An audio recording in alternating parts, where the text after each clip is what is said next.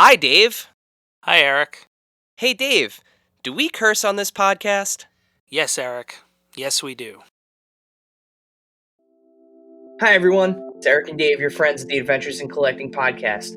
We hope that you're staying safe and healthy throughout this incredibly unprecedented time and current health crisis we're going through. Everyone, including young adults, is at risk for coronavirus, and the best way to protect yourself is to stay at home and practice safe social distancing. Staying at home helps lower the risk for everyone, including your family members and those most at risk. Yeah, just avoid eating or drinking at bars, restaurants, and food courts. Use drive-through or delivery options, and stay at home if you're not feeling well. If you have any symptoms of fever, dry cough, or shortness of breath, call your healthcare provider before going to their office. Most of all, just take care of yourself and your family, and enjoy this episode of the podcast.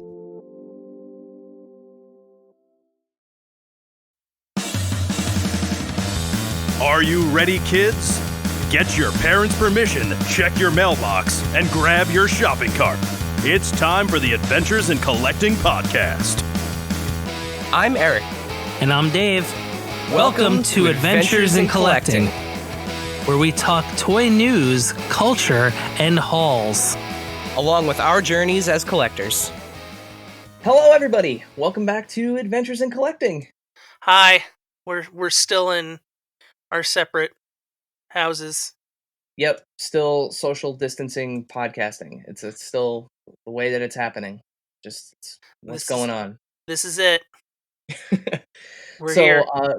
We have a very special episode today. A little bit of a different format than we've had with previous guests, Dave. Yes, it's... Wait, what? Oh, yeah, that's true. We don't usually do this beforehand. Also, what day is it? Just out of curiosity. So today we are recording. It is Wednesday. It's Earth Day. Happy Earth Day. Oh, Dave. happy Earth Day. Wednesday, April 22nd. Recycle your packaging if you open your figures. Yes, recycle all toy packaging and separate if you're one of those, well, I mean, Marvel Legends, bunch of them. Rip the plastic off the cardboard. Don't be a monster. Okay. So on today's episode, we are going to do our normal news and hauls, and then we're going to welcome very special guest, Brickmaster Jamie Berard, to the show. Yeah! Oh my god, all the way from Denmark. Yeah, that's, I mean, amazing. Yeah, he'll be with us shortly. Can't wait. Super excited.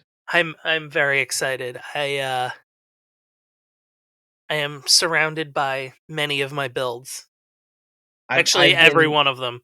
Yeah, I was gonna say, don't you have them all currently on display? I've been tinkering with that Brickheads version of myself. It's just been a constant. I can't put it down. It's like I think I have it in a place where I like it, and then I pick it back up and I realize like, oh, I could do this. And I have Central Perk out. I have my movie vehicles. I have a bunch of Star Wars stuff. I have Porg. Porg life. Porg life. All right, so let's jump into news real quick. I don't want to keep everyone super waiting to hear from Jamie. So, quick update on the McFarlane Spawn Kickstarter. We have surpassed the $1.7 million mark, which means that we're getting a slew of new heads and weapons and all kinds of stuff for the Spawn Kickstarter. I think the modern version is now getting like the giant like boot. The 3-pack now comes hands with and feet and gauntlet. Boards. Yeah, you're bored with nail. Yeah, board with nail. We are getting bored with nail. How about that? We've hit board with nail. You were saying right before we started to hit recording though that or started to hit record that it feels like our classic Spawn's getting a little bit of the old shaft here. I mean there's not been all. I mean, granted, we do get the painted Spawn head, and the screaming, monster head, which is great. Get some hands. Otherwise in news, I mean, we're seeing stuff on our Instagram feed that's makes me a little bit angry and a little bit excited at the same time. Some of the new product is in fact starting to hit shelves and in stores, but at the same time, I hate seeing pictures of it because if you're going to a store, I really hope that you're not going just to shop for toys. So we're not going to name drop any people, but just please be careful out there. There's a ton of new Star Wars stuff and a ton of new Marvel stuff that's hitting shelves and wrestling stuff, but just with caution, please. Yeah, if I haven't been able to order it, I haven't been able to order it. Um, it's not coming to the house. So Well, speaking of ordering, why don't you just go right into some of the things that you have been safely ordering, dear brother?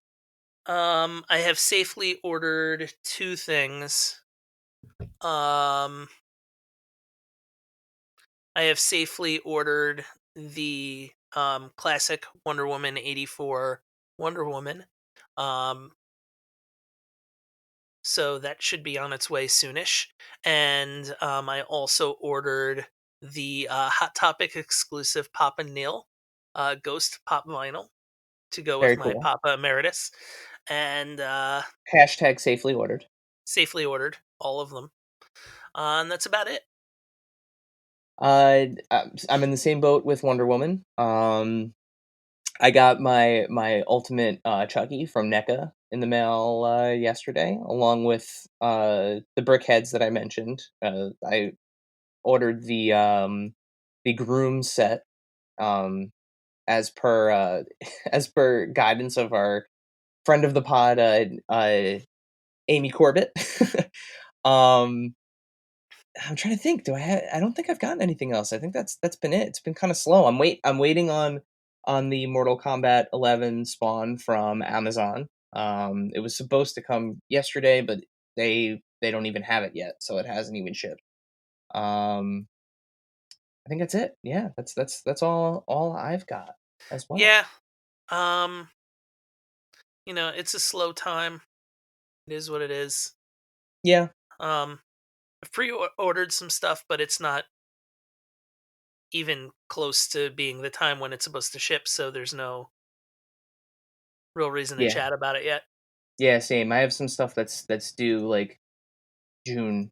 I'll I think is the remember next it when it batch. shows up. Yeah, accurate. When I get that Um, shipment notification.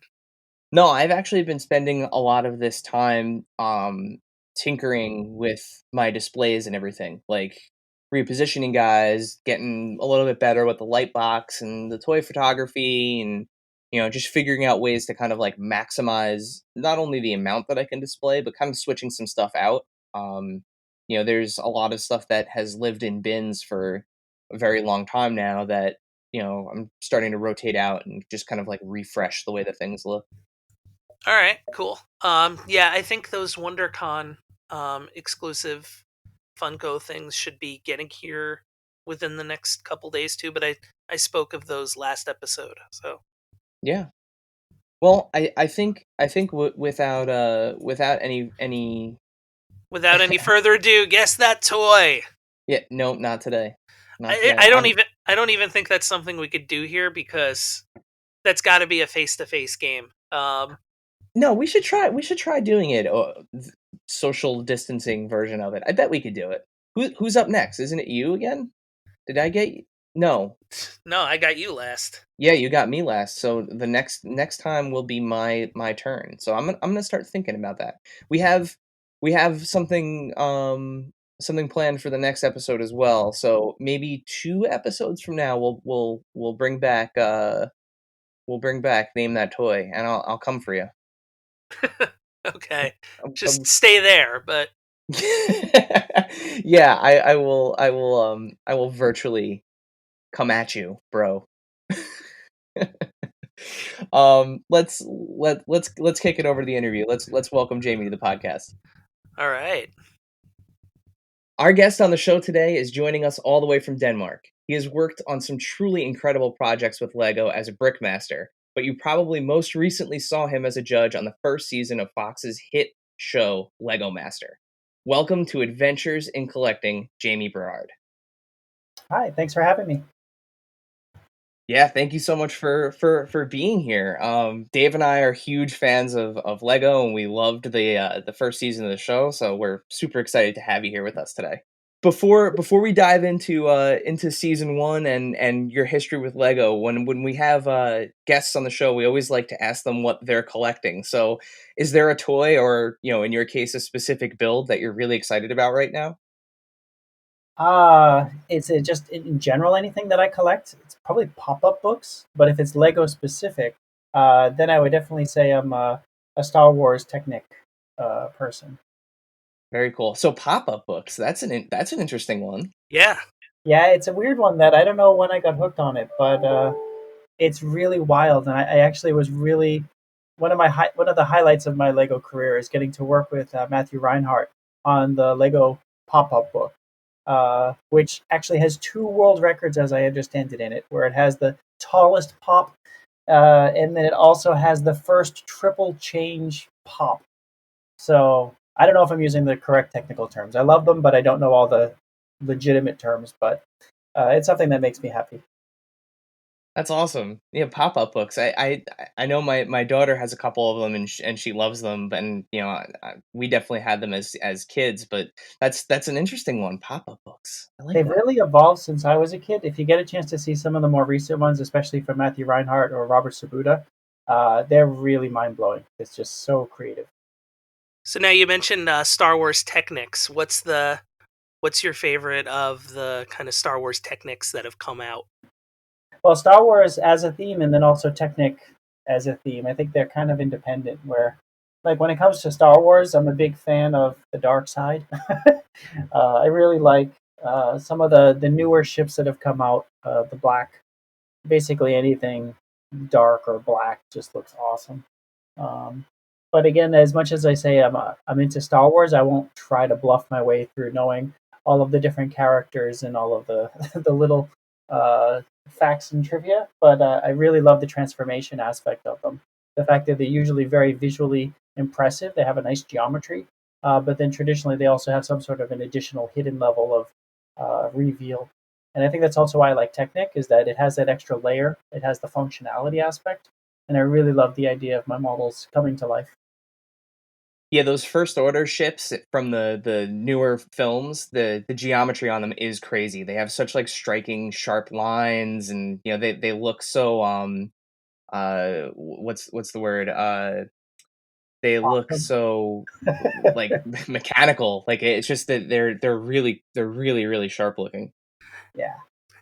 Yeah, that A-wing that's coming out looks outstanding, and I got to say one of my favorite things that I've built was the Porg, the full Oh size yeah. Porg. That was so much fun to put together. Yeah, it's really nice that they do something different like sculptures. But I have to say I've also done one of their first sculptures that they did, which was Darth Maul's head. And if ever there were a Lego product that just creeped me out, I had that thing, and I made the mistake of I had a small apartment, so I made the mistake of putting it on display in the bedroom. And there's nothing scarier than waking up in the middle of the night and seeing a human-sized head just looking at you from the corner of the room. Let's just say that that one got repurposed into other models shortly after I built it. Understandable. I mean, Ray Yeah, Park is an intense guy to begin with, let alone give him beaming yellow eyes and a horned head. yeah, I can imagine just like turning your head really quickly and like, wait, who's here? Oh, oh, it's just Darth Maul said. How many people can say that in a legitimate sentence than a Lego fan? True. So Jamie, give us the quick rundown on your history with Lego. How did you get to where you are now? I am one of the luckiest people in the world because since I was a little kid, had this dream of someday becoming a Lego designer.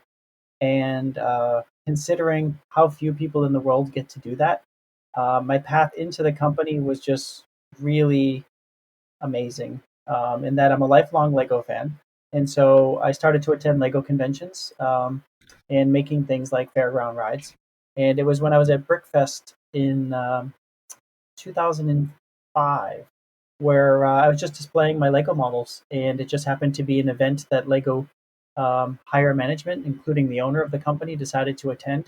And they just saw what I was making and they loved it and just asked, "Have you ever considered working for the company?" And that was my job interview. I literally was at a fan event where I love being, making models that I love making, and then talking to people from the Lego company that were just super cool and were willing to take a chance and offer me a 3-month internship that eventually turned into a job. It's quite a strange twist considering that now I'm hiring people. Considering that was my job interview, I'm now putting other people through a 2-day workshop where we're taking the best of the world and really making sure that they can perform at a high enough level to be working for the company.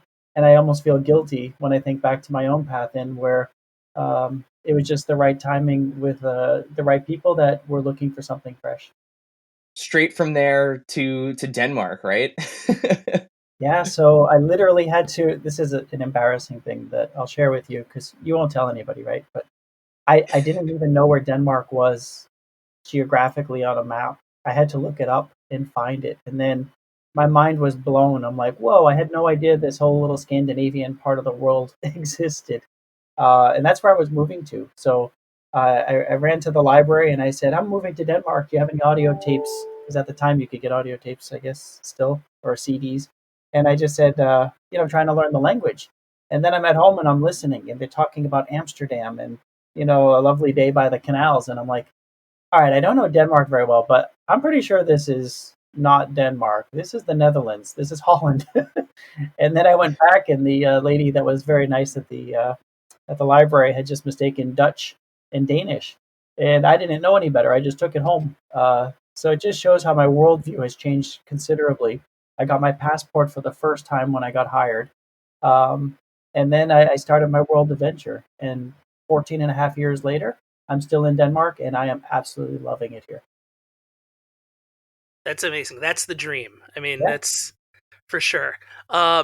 So what is, as far as like the more recent stuff that's come out, or even of all time, how involved are you in creating any of the builds, and what's your favorite build that's available right now?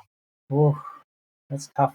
I'm actually quite involved with at least the Creator Expert and Lego Architecture line, um, where I'm very fortunate to have an extremely competent team of designers. Um, where in the past I would design the model myself. Of course, you always have input from the team, but now I actually design through others.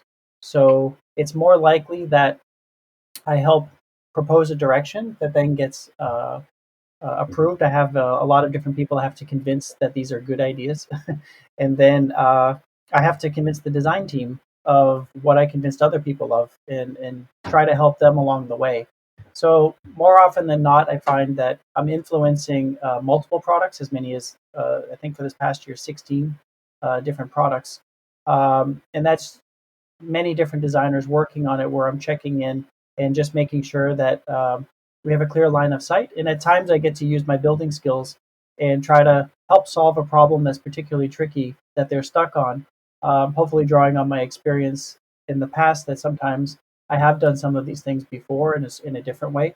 And I can have a unique perspective that I can offer. But yeah, so I don't actually make products by myself. I never did it by myself, but I don't have products for myself anymore. I'm actually working with a team of designers. So we saw at Toy Fair, we saw the Dubai skyline that's coming to the architecture line. Uh-huh. So cool. Like it is amazing to see how the pieces that kind of like we know and love from all of the Lego sets get transformed into these, architectural icons. Um how does your knowledge of like all of the available pieces like like how do you pull from that to kind of translate these things into reality, in terms of problem solving?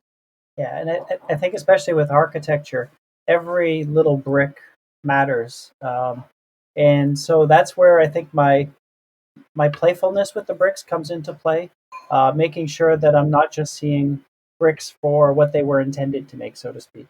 Um, I'm always trying to flip them over, turn them around, reimagine them in a different configuration. And that's where I think, especially with architecture, when you're doing micro scale, that's a huge asset to be able to use every piece strategically. But I have to say, I'm also specific to architecture. I'm very lucky to have someone like Roke, who's a professional architect. He's trained. Has a PhD in architecture, So he's definitely one that is super on top of those things and knows all the little details of the buildings and what matters, why they're architecturally relevant. And that's where it's really fun to have someone at his level of ability. When I can finally offer something new, it's a real win for me because he's so talented on his own that it's extra special when I can contribute. So I full disclosure, I had a kind of isolation build. I got the 89 Batmobile for Christmas. Oh, wonderful. And watching that kind of transition and build up and just become the Batmobile was amazing. And of course, you were just on TV with the voice of Lego Batman himself. Uh, so, how was the first season of Lego Master? Like I was just saying before, is it was appointment viewing for me. What were some of your favorite builds from the show? There's so much talent on that show. But I have to say that it's probably the storybook challenge when Tyler and Amy made that giant carrot and these floating, impossibly floating surfaces. It was just so fun, and it totally captured the imagination of a child. There's nothing in there that's really reality based, and yet they were all so polished and so fun and so well put together. I really like that one, and just their style in general. Also, when they did the refrigerator with the baby on top and the cats in the milk, really playful stuff. So I'd say that both of those really stand out to me. Um, but I have to say, there's some really strong ones. Mark and Boone, especially with that Pops food cart, skyscraper. It didn't come across quite as we saw it on TV. Like on TV, sometimes things show up a bit differently. But I mean, when that showed up in the room, everybody just took notice and said, "Wow, this is really fun." Those little hot dog characters, and really playful usage of pieces. So some real standout models. I could actually go down and name a half a dozen, but some really strong stuff. Yeah, it was. I mean, just watching it and watching everything get built and come together, and let alone like pretty much from scratch was amazing. And of course, you had Will Arnett. And you know, um, I guess the big question, kind of follow up to that, is were you and Amy ever involved in designing the challenges themselves? Yes, actually. Well, I don't know. Amy and I were both involved at the beginning of the show, or before the show even started. We were introduced to the challenges that they wanted to do, and we gave input on them. Um, but even before that, if you back up to the very first Lego Masters that aired in the UK, I was fortunate to be working behind the scenes, helping to come up with some of the challenges that ultimately made it to air there. And then we created uh, a whole document of challenges. There's many challenges for them to choose from. Not only on that show, but then eventually in the German show and then the Australian show, and now it's even rolling out in the Netherlands and a couple of additional markets. So there are a lot of challenges that I actually helped contribute to. And then it's kind of fun when I finally got on set and saw the ones that they were choosing as what was relevant for them to go forward with. I'd say that it was the production company that had a vision for which challenges work best for them. But it was really fun knowing the origin of some of these challenges and how it was used in other markets. Yeah, and the challenges, each and every one of them, the way that the contestants kind of wrapped their brains around them and brought them to life was absolutely incredible to watch. And one of the more fun moments of each episode, actually, I found was when you guys walked up to the table to kind of like take their temperature and check in. And I feel like there were some times where you could almost see it on both of your faces, where it's like you have an idea, you want to jump in and help them. Yeah. How difficult was it to resist saying something like, oh, but if you just put this piece here, do this with this kind of brick, or did you think about doing this? Like, was that a really difficult challenge for you as a judge? I think it's a tough one because it is ultimately it's a competition, and they had very strict rules about making sure that it was fair for everybody. But I do think that Amy and I did have opportunities that we could offer a bit of coaching, and we did try to give people guidance on where we believed their build could perform best, or what to highlight, or maybe what to be aware of. Um, but there are those moments, I think, that which is what you're getting to, where I really just wanted to jump in and geek out and just start building stuff. Because some of these things that they were doing were just so inspiring that I did want to participate. But we had to hold back and let them play with the bricks. That wasn't our role in the show, but I at least feel good that we did get to have some fun moments where we got to help inspire them in a new direction, or really encourage something that they were good at, and seeing it develop and grow throughout the season. And to hear some of those builders reflect back after the show on some of those moments is really it's really rewarding to know that um, even though there are times on the show where you think, oh, those judges are being a little bit tough on them. I hope everybody recognizes that there were also additional supportive comments where we were trying to really bring out the best in them and encourage them to really express their creativity in the best way possible. Oh yeah, and I mean that sentiment was, for me, was never lost. I mean, if were it not for the one comment that you actually made to Mark and Boone, their tower would not have transformed the way that it did. Like, they Yeah. had kind of fallen into this groove of doing these very, like, geometric, kind of like straight up towers, and if you hadn't called them out on, really doing that again, and kind of hiding all of the work that they were putting into it, they wouldn't have had this explosion of a tower that had moving pieces. And I think that the sentiment of you guys helping was definitely there. That was not lost. Yeah, I appreciate that, and I think it was a learning for everyone, including like the builders, to just have to think of making models that just show all of their creativity almost instantly when you see it. It's the medium of television where you want to make sure everybody at home is really enjoying and appreciating all that they're putting into it. So really trying to make sure that colors help things stand out, and to make sure that all of the little details actually have stand a chance of being recognized. It's not something like at a fan event where, some people will just, stand around a model and they could just spend hours looking at it and discovering new things.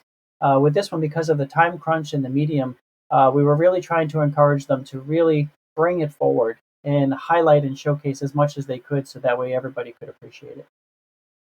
So you mentioned the time constraint, and that's something that I think is really unique to the show. How do you handle the logistics of a 24-hour build? Like, are you guys all there for 24 hours? Like, all there for 24 hours? Like, how does that work? Do we seal the doors and cut off the oxygen supply? uh, it's actually something that it varies based on the different challenges, because they each have different times and different requirements. But in general, we would shoot a single episode over the course of 3 days. So that way they would have at least a couple of solid days that they would be building. Um, and they would, of course, go home. We would get lunch breaks. We would get those types of things. But yeah, it was very, very intense. And I think that it comes with strengths and weaknesses. In some ways, they could have had more downtime, but I don't know how you are when you're really in the zone and you're building. But I could sense some of them; they just really were in that moment, and the time just flies by, and they can just, when everything's sparking and you're just building as fast as they're building. It's almost a disappointment at times when you realize the day's up and you're like, oh, I have to go home, and then you got to start it all over again the next day. I think as fans, some of us might have preferred just going 24 hours straight, but we did want to give them a chance to rest. I could tell you, speaking from experience, putting together like the James Bond Aston Martin, I did that in one fell swoop. Yeah, Like, I just it was going to be done when it was done. The Batmobile I did kind of space out over days, just because it's the biggest thing I've built thus far. wow. So it was, yeah.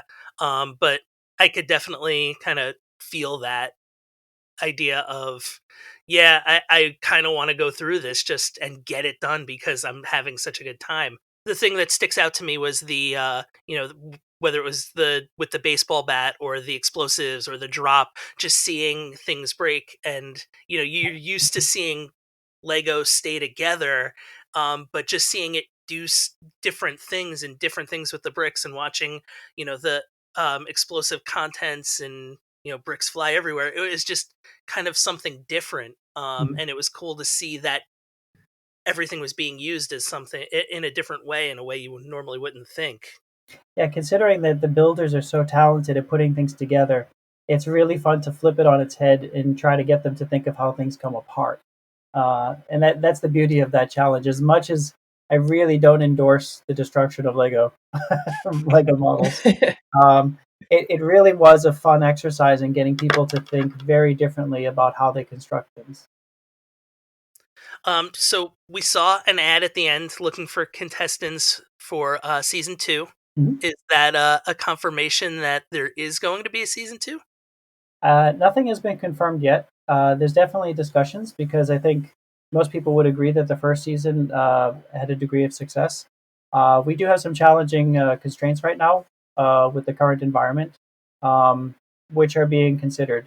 But there's some smart people thinking about it, and once they figure it out, we really look forward to seeing how season 2 could, without confirming that it is, but could happen. So speaking of the current, the pandemic and the COVID-19 situation that we're all dealing with, how are you and the rest of folks at Lego holding up during everything? How's everything in Denmark? How's everything at HQ? It's a it's a hmm, it's quite a strange time for sure, but I think everybody's going through that. We've had the good fortune that I think Denmark was a bit ahead of the curve, in that they were quite proactive in reacting very quickly, and so they did ask all people that could work from home to work from home, and the Lego company has taken that to heart, and so that means that we've had to think of new ways of doing things that we've always done a different way. So we've actually tried to come up with ways that designers can work from home. Some of them have been able to work with bricks at home. Other people are working digitally, um, and really trying to think of just how we communicate. Things like using new online tools, visual tools, um, trying to make sure that we can actually show a digital model to a team of 10 people and discuss has been really fun to think through as a challenge. Um, how to approve models, how to do heat testing, some of the things that we take for granted that we would always do. We've just had to rethink how do we maintain the same level of quality and maintain the same high degree of standards and make amazing models, but in a way that we've never had to think of making them before. And so far, I'd say we're doing quite well with it. We're learning a lot, and some of these things will probably benefit from going forward. That it does change the way that we do things, but not necessarily in a bad way. I think we've actually gotten a lot smarter about how to do things. Um, so things are going fairly well.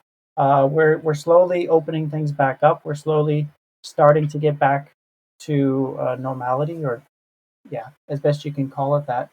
Um, but yeah, I think the company has been fortunate that we found that people are still being creative. As a lot of people are at home right now, so we've been fortunate that people have been enjoying Lego products at home, which means that we're still able to maintain the staffing that we have and the production that we need to do.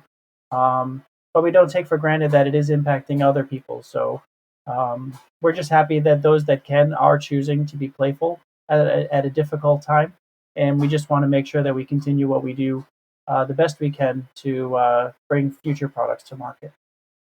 Yeah, Dave mentioned his stress relief build of the Batmobile. I was actually chatting with Amy on Instagram, and I'm now hooked on a Brickheads. I'm in a big Brickheads mood right now. I've been tinkering with a Brickheads version of myself, like on and off for 3 days, like just trying to get the hair just right, and like messing with the t-shirt, and trying to just kind of make it as accurate to my Lego self as I can, which has been a lot of fun. Yeah. So it's great that there are still products and opportunities out there for people to kind of lose themselves in, and I think that's important, especially in a time like this. That's cool. And I think the brickheads are a great way to get into that because they're so forgiving in that you can just really experiment and start to realize, wow, actually, just by changing a little bit of hair, it looks like me or it looks like this other person. Because otherwise, their faces are usually quite similar. So it's all about how you dress them in the hair, which is a fun exercise. I've also just started doing brickheads because of the Lego Master show. Yeah, so you guys were hiding Brickhead's versions of yourselves like in the set and everything. That was cute. Yeah. And Amy's gotten totally hooked on it. She was making a special one for each of her outfits. Yes, yeah, that's why I ended up sending. Well, we had met Amy at Toy Fair. She actually happened to be in the Lego booth in New York while we were there, and she gave us a tour of the Dot stuff. So that was an awesome opportunity. But Yeah. when I saw that she was posting all this stuff about the Brickheads, I had to ask. I was like, how do I get into this? Is there like a specific set that I should buy? And I ended up getting the bride and groom Oh, cool. Yeah. Brickheads set, and on her recommendation, along with just kind of like a kit of bricks. Mhm. And I've been tinkering, so that's been a lot of fun. That's great. Before we let you go, Jamie, is there anything that you wanted to tell us, let our audience know, anything new and exciting that you wanted to talk about? That's a tough one because I work in the future, so I can never talk about the things that I'm working on. I guess I can just reflect back and say what a journey it has been working on Lego Masters, and also with Will Arnett, one of the coolest guys in the world.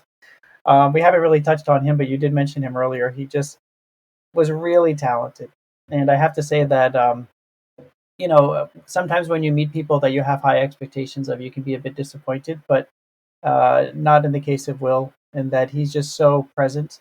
So many of the jokes and things that you see on the program, they legitimately are just him on the spot, just rolling with it and having fun. So being able to work with someone like him, getting to meet such talented builders that just, every day that we went in, our minds were blown. And then getting to work with Amy, someone that I actually, it's a strange thing. I had to go all the way to Los Angeles to get to know a colleague that I work 100 feet away from.